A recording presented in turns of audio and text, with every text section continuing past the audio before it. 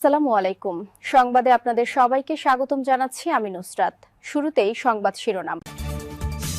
সরকার জাপাকে হাত পা বেঁধে সাঁতার প্রতিযোগিতায় নামাতে চাইছে, জিএম কাদের। এদিকে বিএনপি জাপার অর্ধশতাধিক নেতাকর্মীর জামায়াতে যোগদান। এরপর থাকছে বরিশালে সংঘর্ষ, ২ শতাধিক বাস ভাঙচুর। সর্বশেষ লক্ষ্মীপুরে বিএনপি নেতাকে কুপিয়ে হত্যা। শুনছিলেন সংবাদ শিরোনাম, এখন বিস্তারিত। তার আগে ছোট্ট একটি আবেদন। একবার চোখ বন্ধ করে ভাবুন তো, যে দেশ একসময় নিজের টাকায় পদ্মা সেতু বানিয়েছিল, যে দেশ প্রথমবারের মতো মেট্রো রেল, বিদ্যুৎ, ডিজিটাল কানেকশন পেয়েছিল, সেই সময়টার নাম শেখ হাসিনা যুগ।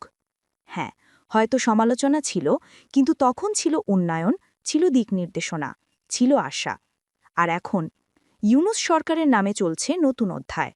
বলা হয় তারা আনছেন গণতন্ত্র, বাক স্বাধীনতা, ভোটাধিকার। তবে প্রশ্ন থেকে যায়, উন্নয়ন না স্বাধীনতা, কোনটা আজ আপনার কাছে বেশি গুরুত্বপূর্ণ? যদি আপনি মনে করেন শেখ হাসিনার সময়টাই ছিল ভালো, তাহলে নিচে লিখুন, জয় বাংলা, জয় বঙ্গবন্ধু, শেখ হাসিনাকে আবারও চাই। আর যদি বিশ্বাস করেন বর্তমান সরকারের নীতি দেশকে এগিয়ে নিচ্ছে, তাহলে লিখুন, সময় এখন পরিবর্তনের। চলুন বেশি কথা না বাড়িয়ে বিস্তারিত জেনে নিই। সরকার জাপাকে হাত পা বেঁধে সাঁতার প্রতিযোগিতায় নামাতে চাইছে, জিএম কাদের।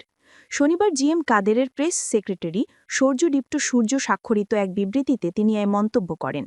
শুক্রবার দিনাজপুর জেলায় পার্টির মহাসচিব শামীম হায়দার পাটোয়ারি নির্বাচনী কার্যক্রমের অংশ হিসেবে স্থানীয় দলীয় নেতাকর্মীদের সঙ্গে আয়োজিত কর্মী সমাবেশ করতে না পারার পর এমন মন্তব্য এলো।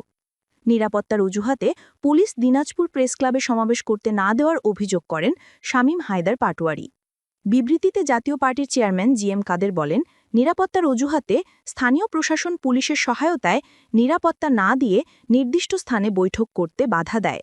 আশঙ্কা করছি বর্তমান অন্তর্বর্তীকালীন সরকার একটি পাতানো একতরফা নীলনকশা নির্বাচনের দিকে দেশকে পরিচালিত করছে।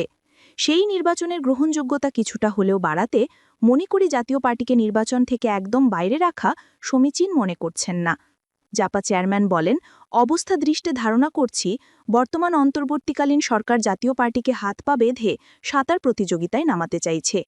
জাতীয় পার্টির সাবেক সংসদ সদস্য গোলাম কিবরিয়া টিপু ও ঢাকা মহানগর উত্তরের নেতা এএনএম সেলিম একটি মামলায় জামিন পেলেও আবার নতুন করে আরেকটি মামলা দেওয়া হচ্ছে, বা মামলায় অজ্ঞাতনামা তালিকায় শোন অ্যারেস্ট দেখিয়ে তাদেরকে কারাগারে আটকে রাখা হচ্ছে বলে অভিযোগ করেন জিএম কাদের। সরকারের এই ধরনের কার্যকলাপের তীব্র নিন্দা জানিয়ে তিনি বলেন, জাতীয় পার্টি নির্বাচন কমিশনে নিবন্ধিত একটি ঐতিহ্যবাহী পুরনো দল।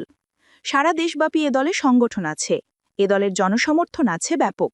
জাতীয় পার্টির আছে দীর্ঘদিনের দেশ পরিচালনার অভিজ্ঞতা। দেশ ও জাতির কল্যাণে জাতীয় পার্টির অনেক উন্নয়নমূলক ও সংস্কার কার্যক্রম এখনও দেশবাসী কৃতজ্ঞতার সঙ্গে স্মরণ করে। এ দলটি সবসময় জনগণের সঙ্গে ছিল, আছে এবং ভবিষ্যতেও থাকবে। ফলে অগণতান্ত্রিক পদ্ধতিতে মানুষের অধিকার হরণ ও প্রচলিত আইনের অপপ্রয়োগ করে জাতীয় পার্টির প্রতি দমন নিপীড়নের ফল দেশ ও জাতির জন্য মঙ্গলজনক হবে না।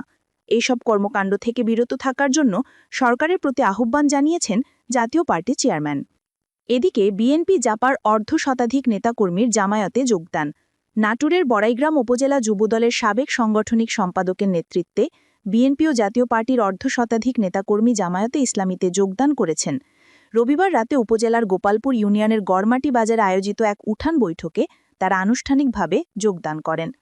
উঠান বৈঠকে গোপালপুর ইউনিয়ন জামায়াতের আমির মুসাদ্দেক হোসেনের সভাপতিত্বে প্রধান অতিথি হিসেবে বক্তব্য রাখেন জেলা জামায়াতের আমির ড মীর নুরুল ইসলাম। সভায় বিশেষ অতিথি হিসেবে উপজেলা জামায়াতের আমির মাওলানা হাবিবুর রহমান, সেক্রেটারি আবু বক্কর সিদ্দিকী, গোপালপুর ইউনিয়ন জামায়াতের সেক্রেটারি কুতুবুদ্দিন, জামায়াত নেতা ফিরোজ হোসেন এবং শাহিন হোসেন বক্তব্য রাখেন। এরপর উপজেলা যুবদলের সাবেক সাংগঠনিক সম্পাদক ও বিএনপি নেতা বাবর আলী বাবু ও জাতীয় পার্টির নেতা নাজমুল হোসেন খানের নেতৃত্বে জামায়াতে ইসলামীতে যোগ দেওয়া অর্ধশতাধিক নেতাকর্মীকে ফুল দিয়ে বরণ করে নেন প্রধান অতিথি। এই সময় জামায়াতে যোগ দেওয়ার প্রসঙ্গে উপজেলা যুবদলের সাবেক সাংগঠনিক সম্পাদক বাবর আলী বাবু বলেন, ইসলামী আদর্শ প্রতিষ্ঠাই সমাজ পরিবর্তনের একমাত্র পথ। জামায়াত সেই দায়িত্ব পালন করে যাচ্ছে। তাছাড়া জামায়াতের নেতাকর্মীরা যে কথা দেয় সেটা রক্ষা করে। এটা আমি অন্য কোনো দলে পাইনি। এই জন্য আমি জামায়াতে যোগ দিয়েছি। জামায়াতে যোগ ঠেকাতে আমাকে নানাভাবে হুমকি দেওয়া হয়েছে। এই সময় সত্যের পথ থেকে কেউ আমাকে সরাতে পারবে না দাবি করে তিনি সবাইকে ইসলামী সমাজ ব্যবস্থা প্রতিষ্ঠার সংগ্রামে সম্পৃক্ত হওয়ার আহ্বান জানান। এরপর থাকছে বরিশালের সংঘর্ষ, 2 শতাধিক বাস ভাঙচুর। বরিশালের নথুল্লাবাদ বাস টার্মিনালে ভাড়া নিয়ে বাস শ্রমিকদের সঙ্গে শিক্ষার্থীদের সংঘর্ষের ঘটনা ঘটেছে শনিবার সন্ধ্যা 6:30টার দিকে। এই সংঘর্ষের ঘটনা ঘটে। এতে 2 শতাধিক বাস ভাঙচুর, একটিতে অগ্নিসংযোগ, 250 কাউন্টার ও 3টি মোটরসাইকেল ভাঙচুর হয়েছে।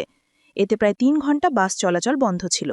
তবে আইনশৃঙ্খলা বাহিনীর হস্তক্ষেপে রাত 9টার দিকে বাস চলাচল স্বাভাবিক হয়।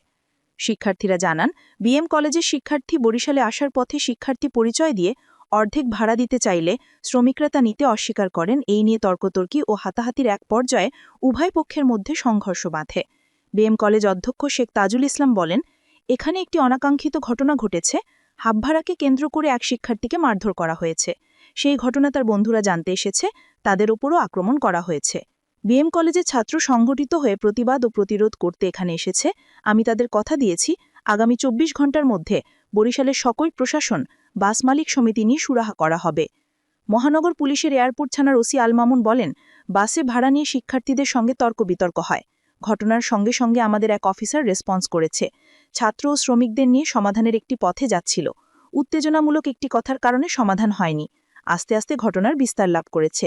কতটি বাস ভাঙচুর করা হয়েছে তার সঠিক হিসাব এখনও করতে পারিনি।